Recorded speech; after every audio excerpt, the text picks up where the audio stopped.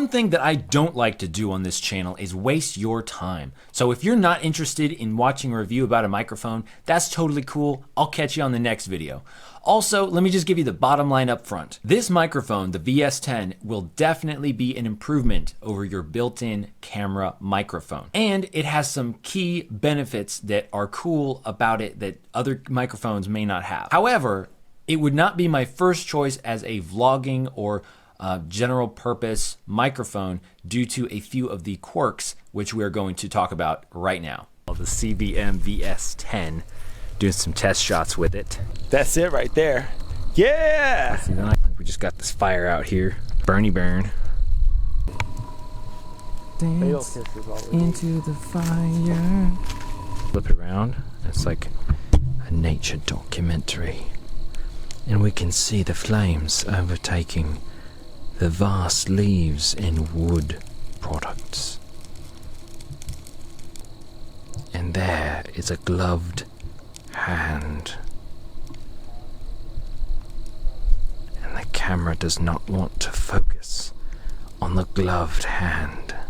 Comparing this microphone with the camera's built-in microphone, it's going to be a lot better sound. If you don't want stereo sound, probably wouldn't be the greatest thing to get this microphone because it is left and right audio stereo sound. Hey everybody, welcome back to RC with Adam. My name is Adam. Today we're going to be talking about the Comica CVM-VS10 mini stereo 2-channel camera external microphone. And you might be wondering, Adam, that doesn't fly, does it? Well, no, it doesn't.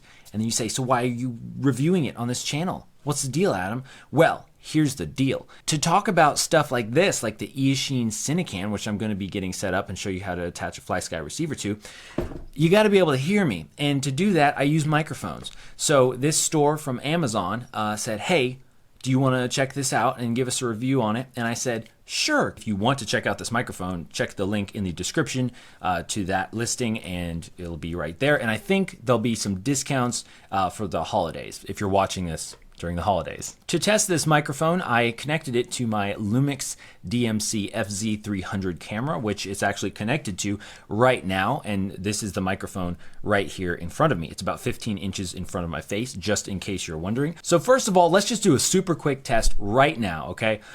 Just as I'm filming, this is what it sounds like. I have turned my camera to negative 11 decibels. We'll talk about that in a second. But this is what it sounds like right here. The camera's right, the mic is right in front of me. The camera is about, I don't know, 4 feet, about 4 feet away from me. This is a yardstick. Boop. So this is what it sounds like. I'm talking a little bit higher, excited, animated. And now I'm going to shut up so you can hear the ambient sounds.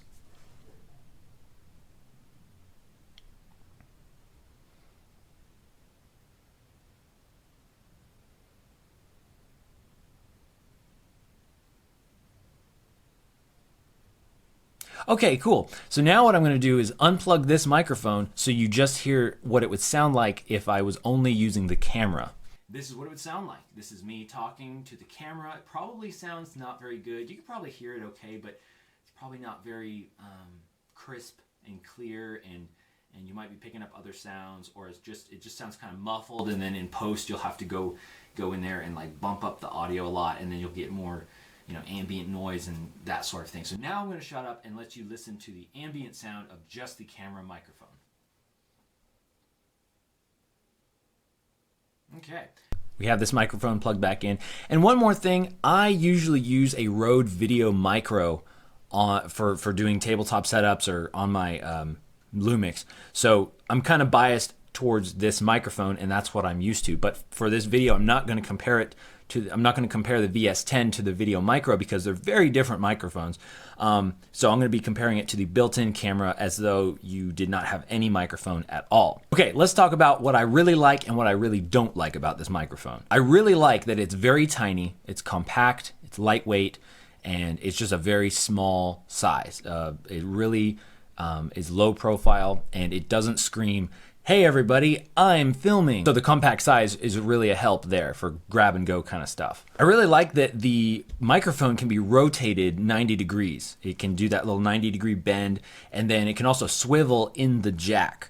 Now that could be a downside, as we'll talk about in just a second, but I like that you can position it in a number of ways. It really does have good sound. Like, it has sensitive, crisp sound, and with the stereo thing, with the stereo recording of it, it does give you that kind of immersive feel. So you can, something is going, you can kind of get the sense of like, more movement and kind of like you're really in there.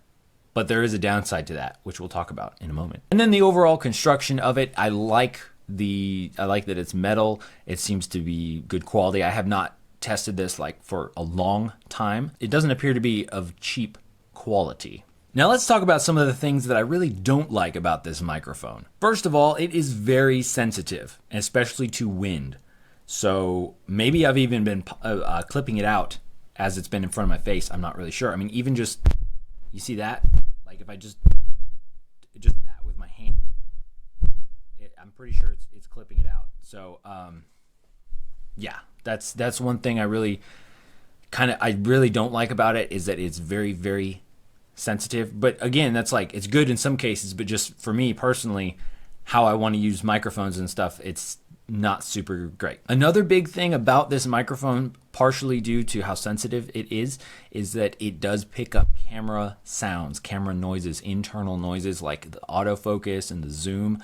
And maybe my camera, it's a kind of a cheaper camera, so maybe it's just a little bit louder than other cameras, but just by the design that it would plug straight into the jack and not have any sort of like vibration isolation, and that it's basically, it's just plugged right, directly into the camera, you're going to have those sounds, or if you bump the camera body. So here are some examples of that.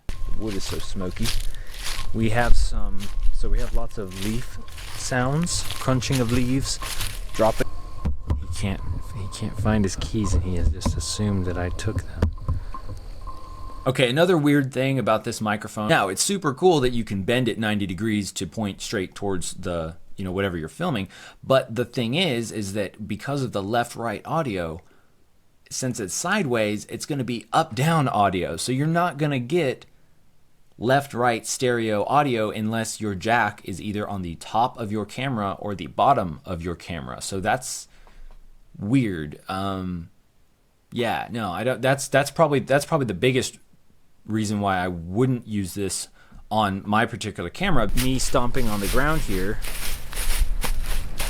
can't tell if that's left or right, but is gonna be coming from one side or the other. Another thing is that because, like I said, it can swivel in the jack, the thing about that is that it could swivel accidentally. So again, with my camera, the jack is mounted on the side of the camera, so the microphone, you can position it really well, but it may not stay in that position if you bump the camera. It could swing down and then your audio could be messed up and you might not realize it. So more friction on the little swivel would be great. And finally, it does block the screen if I'm trying to film myself. If you're using the screen to actually line up the shot, that could get in the way and be pretty annoying.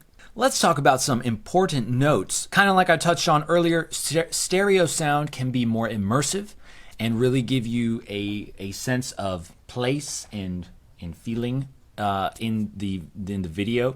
But there are some things to keep in mind, like how you position the microphone really matters. Like right now, I have to be careful that the left microphone is pointed to your left, not my left, and the right, and vice versa. So that way you're actually hearing the correct sound when you're listening to it, especially if you have earbuds in or something like that. Stereo sound can be more immersive, but it can also be more distracting or pick up ambient sounds or just sounds that you don't really want in your audio, as opposed to a mono microphone or specifically a more focused sort of microphone. Again, kind of like the video micro that I use. Also, really important, this microphone uses a 3.5 millimeter TRS plug.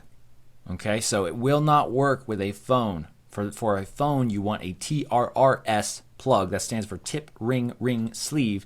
And if you're interested, I do have a video about how to make an adapter because I had to do that for the Rode Video Micro to work with my phone. So I have a video on that. It's kind of old, but it should still be relevant if you are interested in that. Otherwise, just buy an adapter or buy a mic that is specifically made to work with a phone, because this will not. Also, if you don't like the camera sounds, of the zooming and the autofocus, what you can do is, like I have it set up right now, and this is like how I would have it set up if I was doing tabletop type of videos or sort of stationary position videos, which is to just get an extension like this. This is just like a headphone cable, again TRS, not TRRS, just an extension.